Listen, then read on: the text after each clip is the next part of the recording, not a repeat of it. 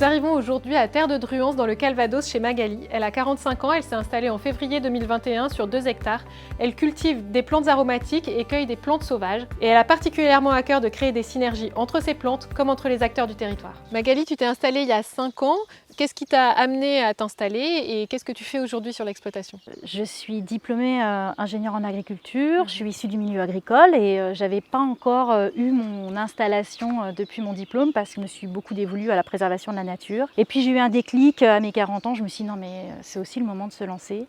Et donc voilà, je propose une alternative au thé en proposant des plantes du bocage, des plantes sauvages et je les transforme selon les procédés du thé. Tu concours dans la catégorie territoire. Quelles sont les synergies que tu as développées justement sur ton territoire? Eh bien, la première, c'est avec les agriculteurs qui sont dans le bocage, qui sont éleveurs, qui ont des prairies, des haies. Et pour moi, c'est une ressource à portée de main, plutôt de consommer de l'espace agricole. J'ai un autre partenariat avec mon voisin qui est maraîcher bio, qui venait de s'installer. Et plutôt que d'acheter l'intégralité de la parcelle que j'avais négociée, je lui ai proposé de diviser en deux, de partager en fait cette surface. On a pu développer notre activité respectivement. Un autre partenariat qui est chouette, c'est avec les AT. C'est un établissement qui emploie des personnes avec handicap.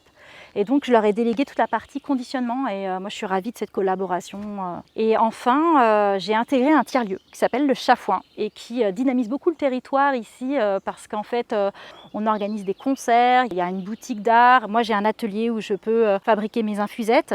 Et c'est parfait parce que dans cette commune, il favorise le bocage et donc je peux aussi parler de ce projet agroécologique. On est maintenant installé dans le tiers-lieu dont tu fais partie. On va parler de tes résultats. Toutes ces collaborations, concrètement, comment ça se traduit aujourd'hui? De l'encouragement, parce que tous les acteurs en fait, qui ont travaillé avec moi de près ou de loin pour la mise à disposition de terrain, pour la mise à disposition dans le tiers-lieu de ma machine, même pour les magasins. Et j'ai eu un référencement assez aisé dans ces magasins. Donc oui, globalement, je suis ravie de l'accueil qui a été fait sur mon projet. Ouais. C'est une innovation, donc c'est quand même compliqué de faire connaître un produit comme celui-là. Néanmoins, quand on a des retours élogieux, c'est vrai que ça encourage, quoi. Si on regarde un peu dans les prochains mois, quels sont les projets que tu aimerais mettre en place?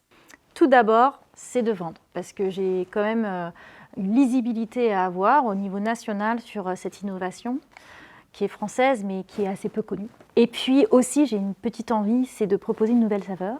Et cette saveur serait l'alternative à la lavande. Mon projet agroécologique d'alternative au thé vous plaît, votez pour moi!